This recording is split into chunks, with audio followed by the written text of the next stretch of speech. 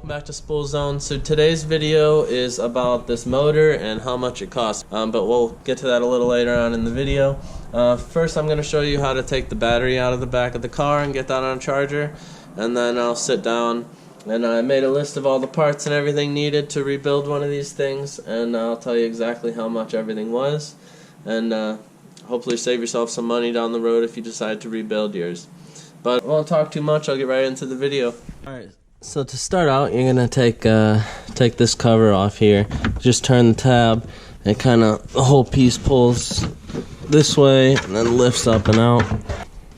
And then I already got this off, unhooked, because the car's been down for a little while. You're going to have to take this off here, which is I believe a 13, as well as this one here, which also has a little flap cover normally. This one down here is going to be a 10, so two 13s and a 10. Then you have these aluminum brackets here, and those just pop off, and then I think use a screwdriver, yeah, right here, just a screwdriver for that. But I'll do that now for you guys so you can see it, and shouldn't be too bad.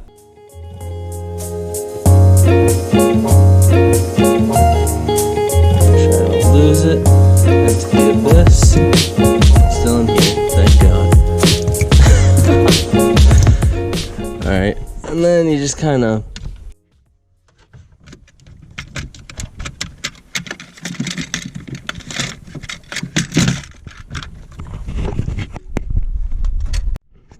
you got this piece off, kind of just move this out of the way, make sure this doesn't get anywhere near there, and then you're going to take this piece off now that you got that 10 off of there, and then I'm going to loosen up this right here with the screwdriver.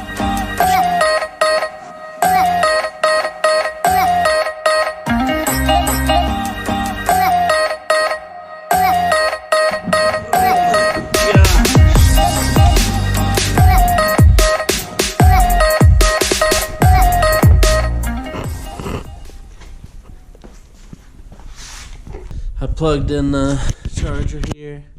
I'm just gonna go positive to positive.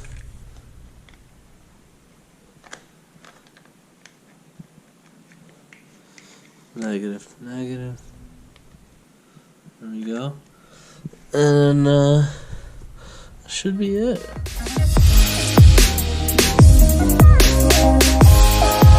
So I guess I'm gonna tell you guys how much this motor cost.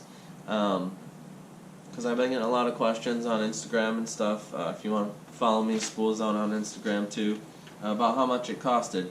And so I figured I'd do a video about it. The initial labor cost was zero, aside from the cost for tools to take it apart.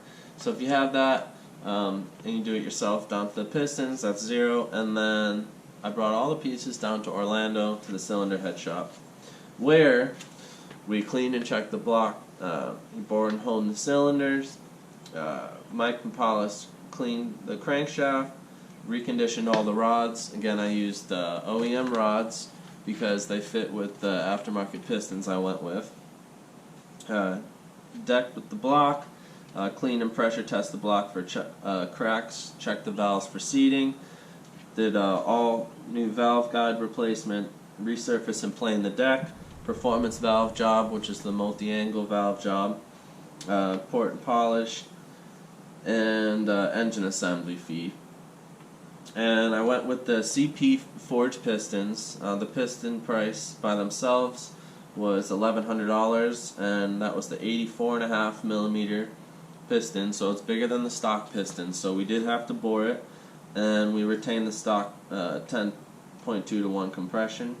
Then we have a pretty long list of different various screws I had to order, all those aluminum one-time use screws, different cylinder head bolt sets, cylinder head gasket, valve stem seal set, crankshaft seal, connecting rod bolts, engine block fastener set, that type of thing.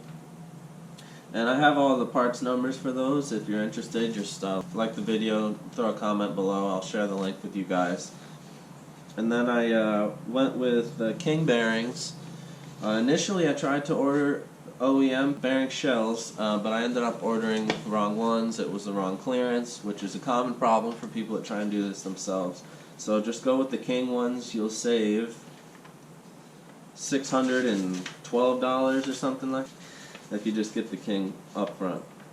So for the valve guides, I only found one company that made valve guides, and that was the GCS Power Division. So intake guides were $77, exhaust valve guides were $77. Got both of those.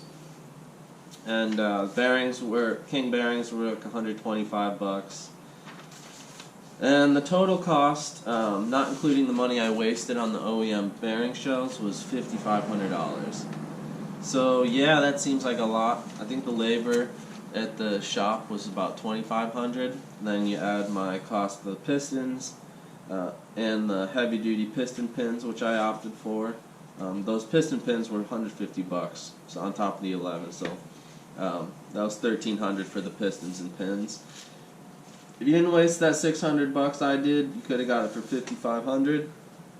And I went online and compared it to the MMP built motor program, or the equivalent, which would be a ported head with JE pistons and I suppose ARP head studs. I didn't use ARP head studs, I got ARP main studs, but they charged $400 for the ARP head studs. So if you did all that, it was $6,400 through MMP. So you almost save $1,000 by using this list here. So throw a comment below if you like the video. And give me a subscription. Really means a lot. If you have any questions, let me know. I'm more than happy to answer them. I'm pretty excited to get this thing going.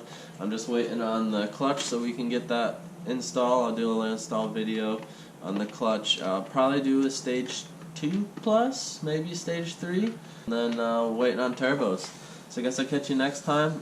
Give me a subscription if you like the video, and happy building.